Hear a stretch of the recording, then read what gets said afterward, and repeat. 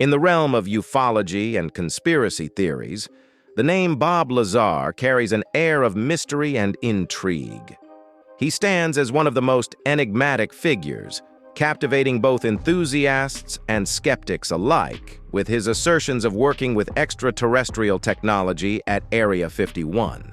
In this video, we will explore the life, experiences, and enduring controversies surrounding Bob Lazar. Background of Bob Lazar. He focused on chemistry during his high school years. After that, he went to Pierce Junior College in Los Angeles to continue his education.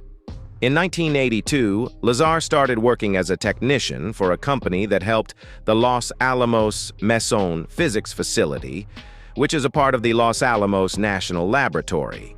This is a well-known place for scientific research. Lazar had money problems and had to declare bankruptcy in 1986. During that time, he said he worked as a self-employed film processor. Now, Lazar runs a company called United Nuclear Supplies. This company sells various materials and chemicals used for scientific purposes. So, he's involved in the science field through his business. Education. Lazar has said he got master's degrees from MIT and Caltech, two very famous schools. But there's no official proof that he actually went to these schools. Some smart scientists, Stanton T. Friedman and Donald R. Prothero, have questioned this. They say Lazar's grades in high school wouldn't have been good enough for MIT or Caltech. Also, Lazar can't give any solid details like names of his teachers or classmates from when he was supposedly at MIT and Caltech. He mentioned meeting a Professor William Duxler at Caltech, but it turns out that Duxler was connected to Pierce Junior College, not Caltech. He never taught at Caltech. Friedman also pointed out that it doesn't make sense to go to both Pierce Junior College and MIT at the same time, because they're really far apart, over 2,500 miles. Lazar really loves dynamics and electronics. He was even able to make a jet rocket by himself during his time in college. That shows he's really interested in this stuff. Employment. Bob Lazar asserts that he holds the title of a physicist and claims to have served in this capacity during his employment at the Los Alamos Meson Physics Facility. This assertion gained traction when a local journalist, in a 1982 interview discussing Lazar's interest in jet-powered cars, referred to him as a physicist. Subsequently, certain media outlets have also adopted this designation for Lazar. However, a deeper examination of his position at the facility revealed that he worked as a technician for a contractor firm, contrary to his claims of being a physicist or having been employed directly by Los Alamos. Consequently, the laboratory possesses no official records pertaining to Lazar, and he is characterized as a relatively minor figure in their operations, as noted by Prothero. The Smithsonian and several mainstream news sources have highlighted that Lazar's physicist label is self-proclaimed. Since 1989, Bob Lazar has gained notoriety for his involvement in Area 51 conspiracy theories. In May of that year, he granted an interview to investigative reporter George Knapp on Las Vegas TV station KLAS. During this interview, Lazar adopted the pseudonym Dennis and obscured his face. He discussed his alleged employment at S4, a purported subsidiary facility situated in close proximity to the Nellis Air Force Base, an area commonly associated with the clandestine activities of Area 51. Lazar claimed that this facility was situated near Papoose Lake, located to the south of the primary Area 51 installation at Groom Lake. According to his account, the site concealed aircraft hangars constructed into a mountainside, and he asserted that his role there involved assisting in the reverse engineering of one of 9 flying saucers, which he contended were of extraterrestrial origin. Flying saucers. In Bob Lazar's story, The concept of flying saucers plays a central and intriguing role. Lazar claimed that while working at the secretive facility known as S4, a part of Area 51, he had the opportunity to witness and work on extraterrestrial spacecraft, which he frequently referred to as flying saucers. These flying saucers were said to be of alien origin and were allegedly being reverse engineered by the U.S. government. His descriptions of these flying saucers included advanced propulsion systems and technology that far surpassed anything known to human science at the time. According to his accounts, these saucers were capable of maneuvers and speeds that defied the laws of physics as we understand them. One of the most significant aspects of Lazar's story was his assertion that these flying saucers were powered by a mysterious element he referred to as Element 115. He claimed that Element 115, when combined with another substance, could generate a stable anti-gravity field, enabling these saucers to achieve the incredible aerial feats he described. While he claims about flying saucers have been met with skepticism and controversy, they have undeniably contributed to the enduring fascination with UFOs and extraterrestrial technology. His descriptions of these mysterious craft have inspired countless discussions, investigations, and even pop culture references, making flying saucers a central element in the narrative of Bob Lazar's life and experiences. Assertions regarding Area S4. Bob Lazar's claims about S4, a highly classified facility allegedly located near Area 51 in Nevada, form a pivotal part of his intriguing narrative.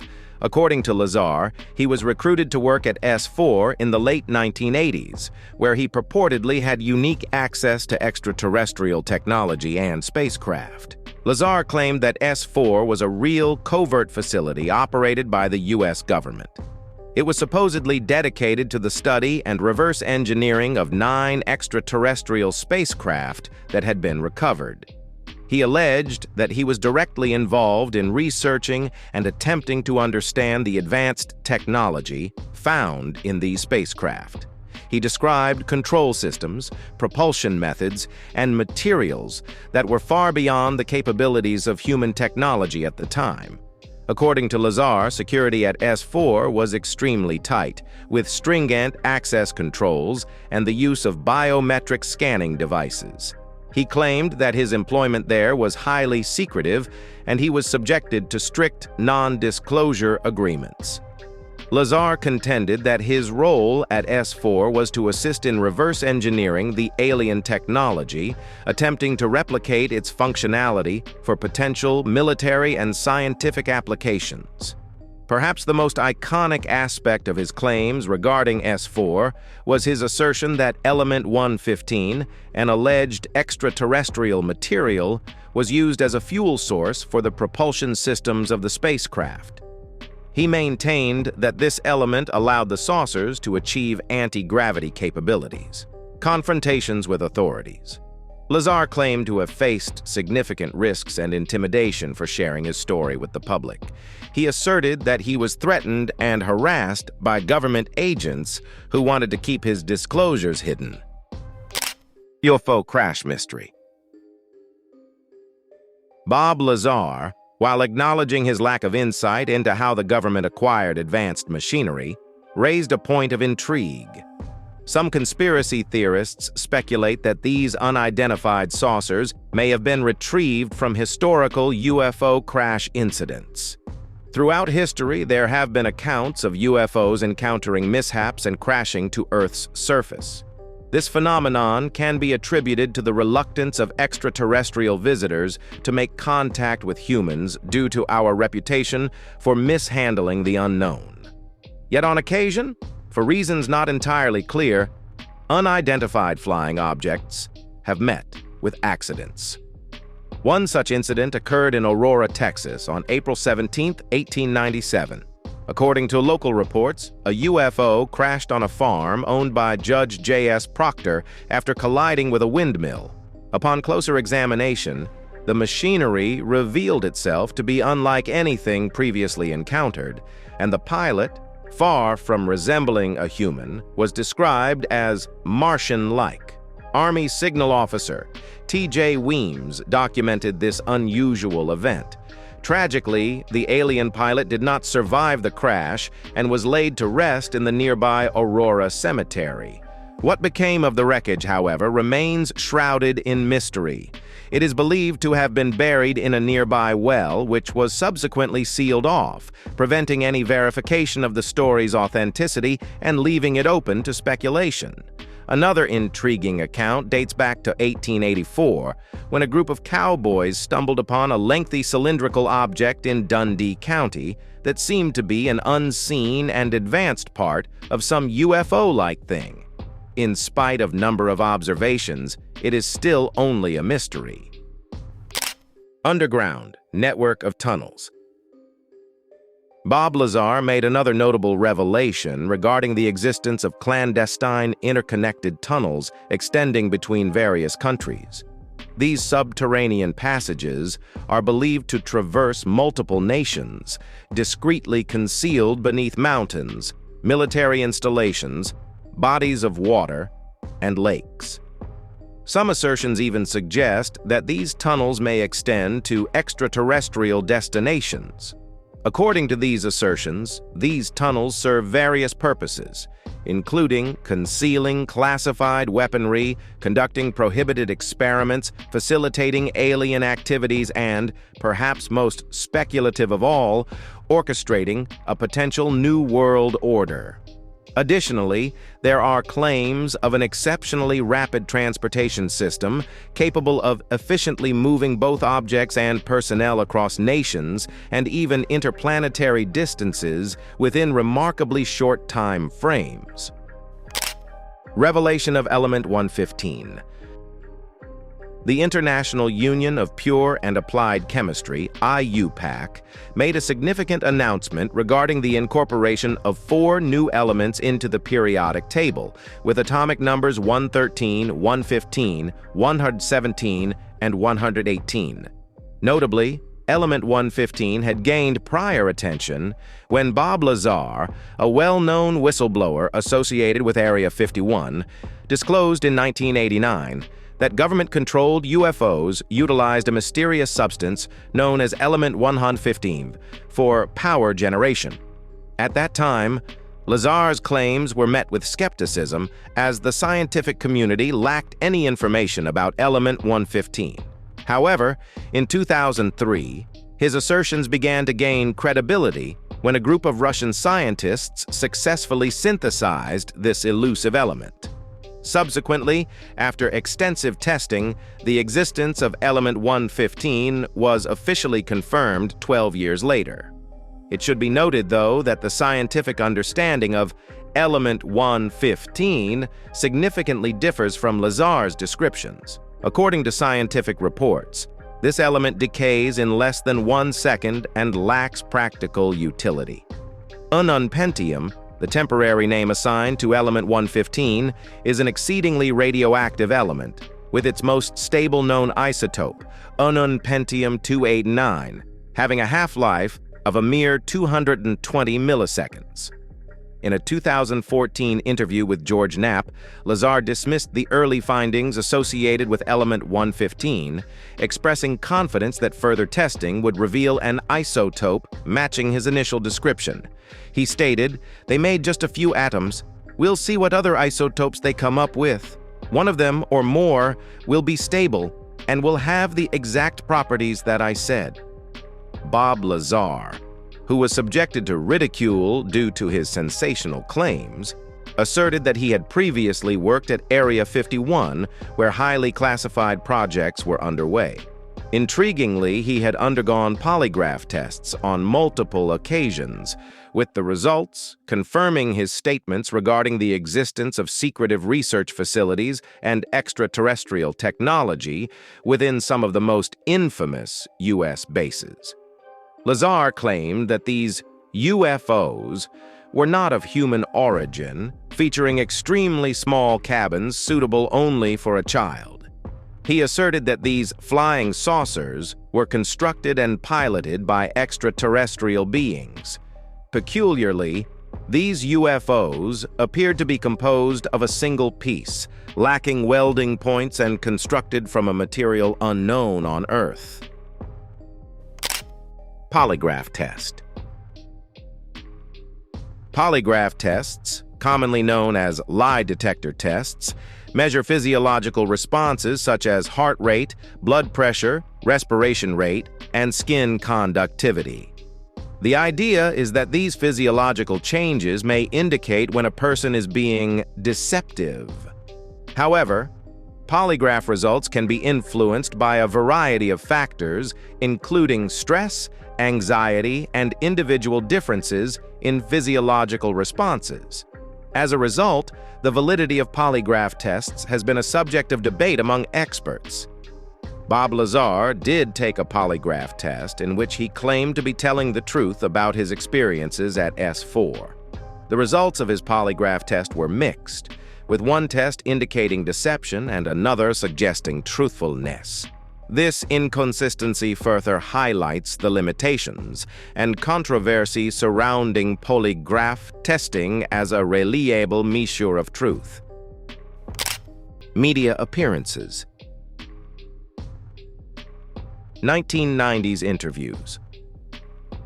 Bob Lazar first gained widespread attention in the late 1980s and early 1990s when he appeared in interviews with investigative journalist George Knapp on KLAS-TV in Las Vegas.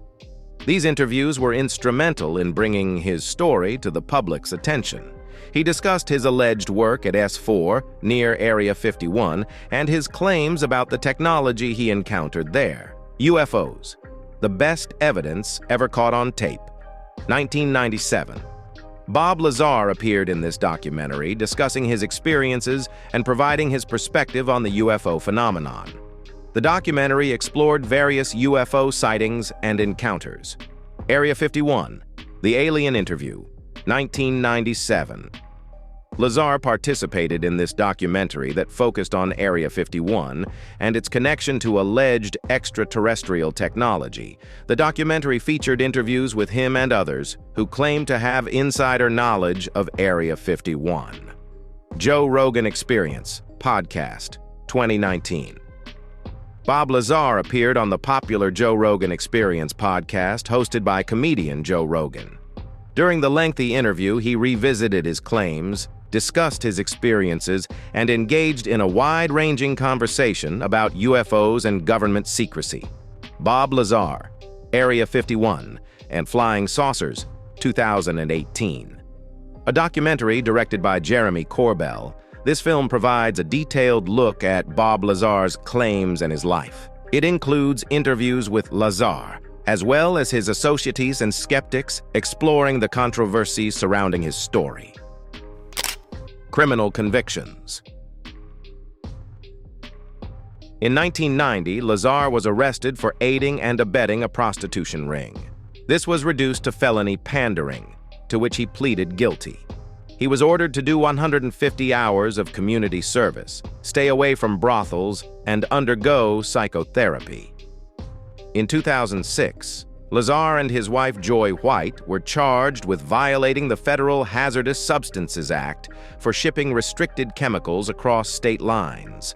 The charges stemmed from a 2003 raid on United Nuclear's business offices, where chemical sales records were examined. United Nuclear pleaded guilty to 3 criminal counts of introducing into interstate commerce and aiding and abetting the introduction into interstate commerce banned hazardous substances. In 2007, United Nuclear was fined $7,500 for violating a law prohibiting the sale of chemicals and components used to make illegal fireworks. Journalist Stephen Roderick and author Neil Nixon write that further doubts have been cast on Lazar's credibility due to his criminal activity. Author Timothy Good and filmmaker Jeremy Kenyon Lockyer Corbell, who have perpetuated Lazar's story, concur with these assertions. As we wrap up this journey, let's remember that it's essential to approach these topics with an open mind and to always seek out credible sources for information. The universe is vast, and there's still so much we don't know. Bob Lazar's experiences remind us to keep exploring, asking questions, and pushing the boundaries of what we understand. If you enjoyed this dive into the world of Bob Lazar and want to stay updated on more intriguing mysteries and stories, don't forget to hit that subscribe button and ring the notification bell.